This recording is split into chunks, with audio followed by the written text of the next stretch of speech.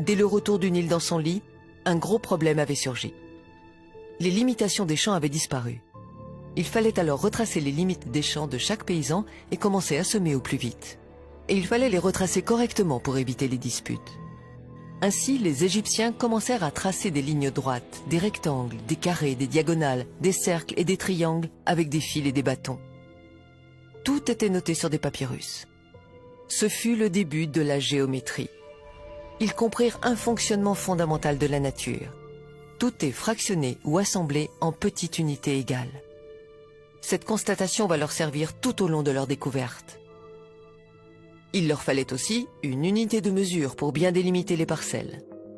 C'est bien de faire de la géométrie, mais il faut mesurer les lignes. Ils pensent au pied du roi. La longueur du pied du roi peut être utilisée comme étalon. Cet étalon sera multiplié et distribué dans tout le royaume. Ils essayèrent les pieds, les bras, les jambes, les coudes du roi, mais il y avait un problème. Cette unité n'était pas fixe. Le problème était réglé pendant son règne, mais tous les rois n'avaient pas la même taille. Le roi suivant voudrait sûrement qu'on utilise son pied ou son coude par jalousie.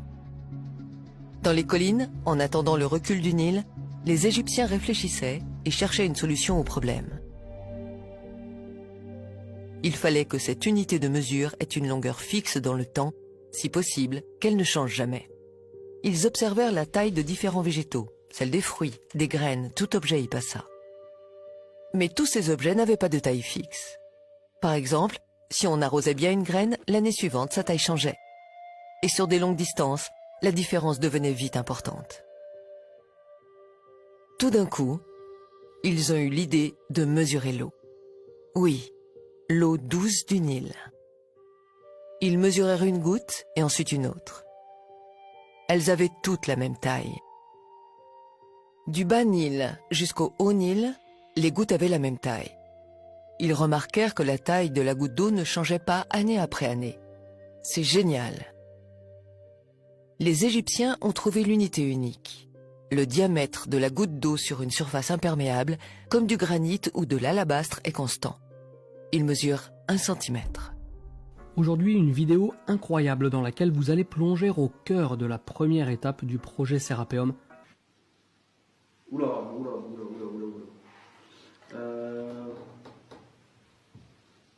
Donc ça c'est l'arête N sur le schéma. Est-ce que les Égyptiens connaissaient le mètre ou pas? J'en sais rien. En plus t'as vérifié la mesure, hein, tu l'as mesuré 2 fois. Je double toutes les mesures à chaque fois. Ok. Donc là, on est 1 mètre. 1,000 mètres. 1 mètre pile mesuré au laser 2 fois de suite. Ils vont nommer cette petite unité doigt royal. 10 gouttes d'eau, soit 10 doigts royaux, égale une main royale. 100 gouttes d'eau, donc 100 doigts royaux, ou 10 mains royales, égale une jambe royale. Des siècles plus tard, on sortira ces découvertes des coffres secrets et on les renommera différemment. Le doigt royal sera appelé le centimètre, la main royale le décimètre et la jambe royale le mètre. On les présentera comme des découvertes récentes et on se les appropriera made in France. Le diamètre de la goutte d'eau douce mesure ce qu'on appelle aujourd'hui 1 centimètre. L'eau est une constante universelle. La taille de la goutte d'eau douce ne changera jamais pendant des milliers et des millions d'années.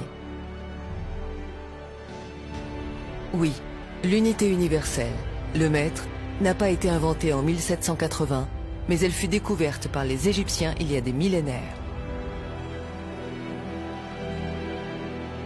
Le mètre est une unité universelle parce qu'elle est mesurée sur l'eau.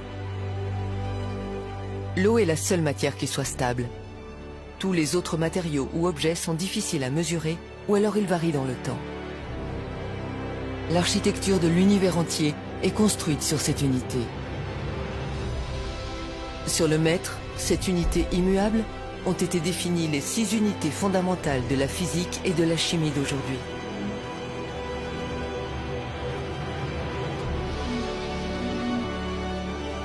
L'ampère, le Celsius, la mole, la candela, la seconde et le kilogramme. Donc, tout.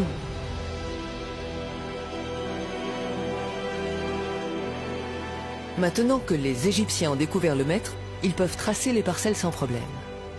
Avec le mètre, ils vont tout mesurer et tout noter.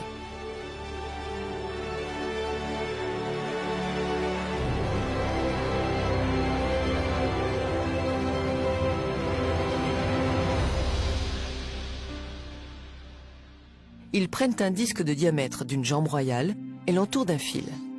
Ils déroulent le fil et le mesurent. Le périmètre du disque fait 3 jambes royales et 14 doigts royaux, soit 314 doigts royaux. Un disque de diamètre 10 déroulé correspond à 31 unités et à 4 sous-unités.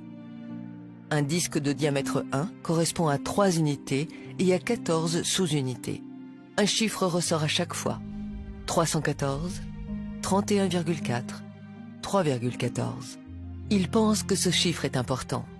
Ce chiffre, c'est le pi 3,14.